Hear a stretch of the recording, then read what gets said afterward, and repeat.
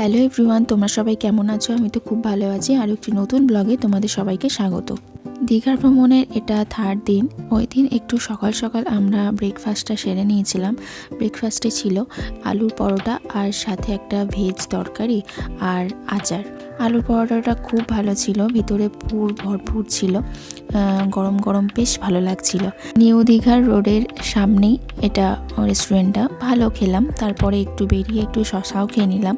তারপর ওখান থেকেই একটা রানিং টোটো ধরলাম, যেটা আমাদের তালসারি পৌঁছাতে নিল 300 টাকা নিয়ে আমাদের তালসারিতে পৌঁছে দিল।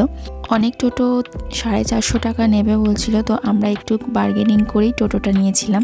তোমরা কিন্তু সেটাই করো, তাহলে কিন্তু অনেকটাই কম হবে।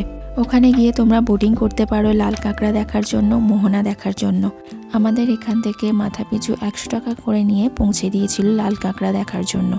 অসাধারণ লাগছিল দেখতে, সমুদ্র নদী একসাথে মিশেছে, দারুণ লাগছিল। এই যে আমরা লাল কাঁকড়া দেখার জন্য এসে গেছি। দূরে দূরে দেখলে অনেক ভর্তি লাল কাঁকড়া, কিন্তু সামনে গেলেই তারা গর্তের মধ্যে ঢুকে পড়ছে। খুব ভালো লাগছিল এখানে গিয়ে, পুরো শুনশান ফাঁকা জায়গা। আমি মেয়ের সাথে অনেকটা সময় কাটালাম, একটু ফটো বা ভিডিও করে নিলাম তোমাদের জন্য, তোমাদের সাথে শেয়ার করব বলে। তোমরা কিন্তু অবশ্যই জানিও তোমাদের কেমন লাগছে। তারপর একটা ছোট্ট ভাইকে দেখলাম, সে গর্ত খুঁড়ে কাঁকড়াটা বের করছে, লাল কাঁকড়া। যতই হোক একটু সামনে থেকে তো দেখার ইচ্ছা করে সবারই।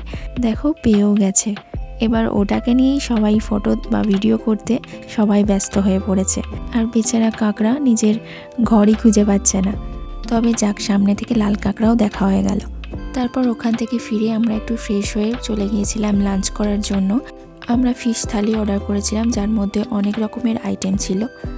লাঞ্চটা সেরে নিয়ে আমরা একটু আইসক্রিমও খেয়ে নিলাম, যেটার মধ্যে ছিল কুলফি, শাহি কুলফি, আর একটা ছিল রাজভোগ। আমুলের খুব ভালো ছিল, দুটো আইসক্রিমই খুব ভালো ছিল খেতে। তাও যদি বলো তাহলে আমার কিন্তু শাহি কুলফিটাই খেতে বেশি ভালো লেগেছে। এরপর ওখান থেকে আমরা রুমে চলে গিয়ে একটু রেস্ট নিয়ে তারপর সন্ধ্যের দিক করে বেরিয়ে গেছিলাম জগন্নাথ মন্দির দর্শনের জন্য। আবার প্রথম দিন এতটাই ভালো লেগেছিল, সেকেন্ড দিন আমরা আবার গিয়েছিলাম জগন্নাথ মন্দির দর্শনের জন্য। প্রভুকে দর্শনও করলাম, আমার মেয়েও অনেকটা সময় কাটালো ওখানে। নিউ দীঘাতে ফিরে আমরা একটু টিফিন করে নিলাম। ওখানেই আমাদের অনেকটা সময় গল্প করতে করতে কেটে গেল। তারপর এদিক ওদিক একটু ঘুরে দেখলাম, নিউ দীঘার যে মার্কেটটা হয় পুরোটা একটু ভালো করে ঘুরে দেখলাম। তার পরের দিনই ট্রেন ছিল, তাই আমরা বেশি আর লেট করলাম না, তাড়াতাড়ি রুমে চলে গেছিলাম। রাতে ডিনার ছিল প্লেন রুটি আর বাটার পনির। ডিনারটা করে নিয়ে ব্যাগটাও গুছিয়ে রাখলাম, কাল সকাল সকালেই বেরোতে হবে আমাদের। ব্লগটা তোমাদের কেমন লাগলো অবশ্যই কমেন্ট করে জানিও, আর প্লিজ চ্যানেলটা সাবস্ক্রাইব করে দিও।